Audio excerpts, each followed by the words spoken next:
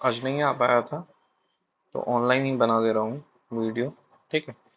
आज संगम युग चलेगा। ठीक है। तो संगम में हम लोग देखते हैं कि सबसे पहले कि संगम का मतलब क्या होता है। संगम का मतलब होता है दो या उससे अधिक चीजों का मिलन। ठीक है। मतलब मिलन समारोह टाइप, मतलब गोष्ठी। ठीक है। गोष्ठी, जब सब लोग एक साथ आपस में मिलते हैं तो गोष्ठी कहलाता है वो। तो इस गोष्ठी में क्या होता था कि जितने भी राइटर्स थे उस समय के, मतलब 4000 5000 साल पहले, जितने भी राइटर्स थे वो अपना बुक निकालते थे और सबको बताते थे कि इस बुक में ये लिखा हुआ है, और पब्लिकेशन यहीं से होता था। ठीक है। उस पर चर्चा होती थी और पब्लिकेशन होता था। और इसका नाम जो संगम पड़ा, वो अप्पार एक संत थे, अप्पार, वो 7th सेंचुरी में दिए थे। ठीक है। और ये हमेशा पांड्यन किंग के राज में हुआ है। ठीक है। मतलब इसके जो ये करवाते थे, वो पांड्यन किंग थे। ठीक है। अब आ जाते हैं, पहला संगम जो हुआ था वो 4440 बीसी में मदुरा में हुआ था। ठीक है। जो पांड्य की राजधानी थी वो मदुरा थी। और यहाँ अगस्त ऋषि करवाए थे। अगस्त ऋषि बहुत फेमस ऋषि हैं। वो सुने होंगे कि विंध्य पर्वत पर जब वो पार कर रहे थे और उसका हाइट ज्यादा था, तो वो विंध्य पर्वत को छोटा कर दिए थे। ठीक है। उसको रोक दिए थे ग्रो करने से। इसमें जो किताब मिली वो अभी अवेलेबल नहीं है। 3700 में कपाटपूरम हुआ। अच्छा, याद रखिएगा कि ये जो डेट है ये वेरी करता है। ठीक है। एनसीईआरटी में अलग है, एनसीईआरटी का अलग बनाएंगे वीडियो तो उसमें बता देंगे आपको। 3700 बीसी में कपाटपूरम में हुआ। ठीक है। और इसमें जो किताब लिखी गई वो तोलका पीएम थी। ठीक है। तो इसको कैसे याद रखना है? तोलका से याद रखिएगा टकला। टकला, टकला क्या करता है? कपाट, अपना कपार खुजलाता है। ठीक है। तो तोल्काप्पियम कपाटपुरम, तोल्काप्पियम कपाटपुरम, 3700 बीसी। 1850 बीसी में फिर मदुरा में हुआ था। तो पहला और तीसरा, 1 और 3 मदुरा में हुआ था, मदुरई में, और 3700 में कपाटपुरम में हुआ था। इसमें भी कुछ किताब लिखी गई जो अभी मिलती नहीं है, नेदू थन के, करुण थन के और पेरीपदार।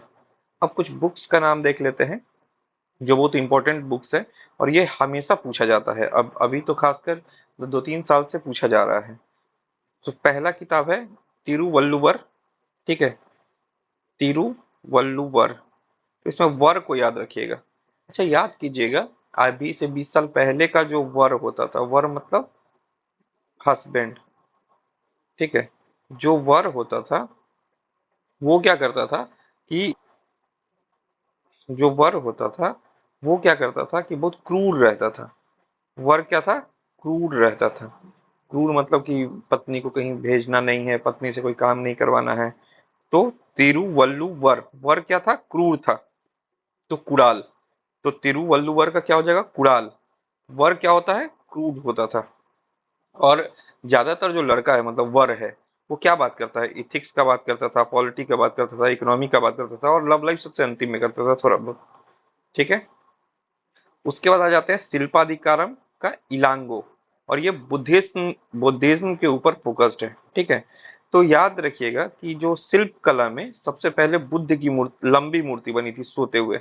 आपको याद होगा, जब हम लोग कनिष्क का काल पढ़ेंगे उसका ये फैक्ट है। ठीक है। तो उस दोनों फैक्ट को रिलेट कर दीजिए। शिल्प कला से शिल्पाधिकारम। ठीक है। शिल्प कला से शिल्पाधिकारम, और बुद्ध से बुद्धिज्म, और लंबी मूर्ति से इलांगो, लांगो, लॉन्ग। ठीक है।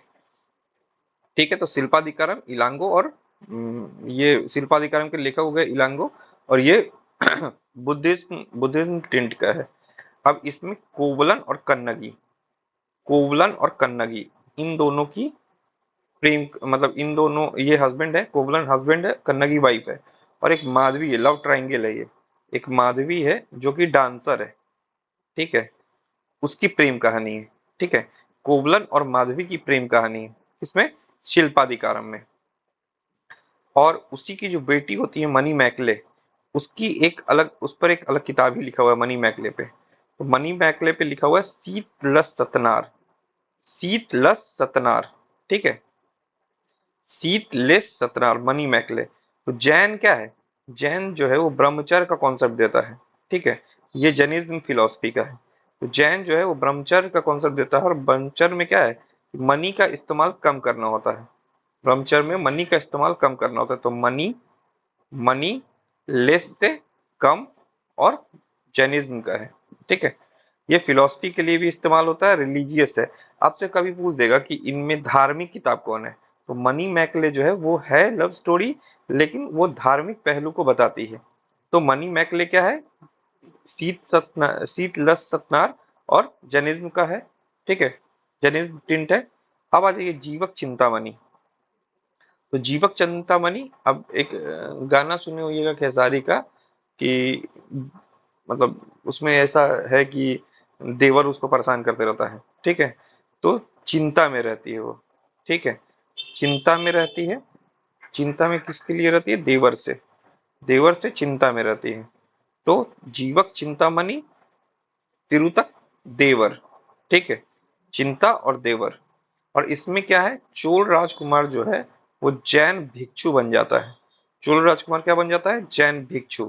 तो तो कोई भी जो राजकुमार अगर भिक्षु बन गया, तो चिंता तो होगा ही। कोई भी जो राजकुमार है अगर वो जैन भिक्षु बन गया, तो क्या होगा, चिंता होगा, ठीक है। उसके बाद आ जाता है कंबन। कंबन का क्या है, इरावतारम। इसमें राम पे फोकस कीजिएगा, ई और रामा है, ठीक है। तो गाँव वाँव में जाइएगा तो बुढ़ऊ सब जो रहता है वो कंबल ओढ़ के राम राम का जाप करते रहता है, राम राम राम राम, कंबल ओढ़ के। तो कंबन का इरावतारम। अब आ जाइए तोलका पीएम, ये तो आसान है, तोलका पीएम का तोलका पियर, पीएम पियर, पीएम पियर, ठीक है। और तोलका पीएम क्या है, व्याकरण का बुक है, व्याकरण, ठीक है। तो ये पहला पार्ट था, ठीक है। इसमें एक और पार्ट बनेगा, ठीक है, जो कुछ कुछ अलग फैक्ट है उसको करवा देंगे, ठीक है।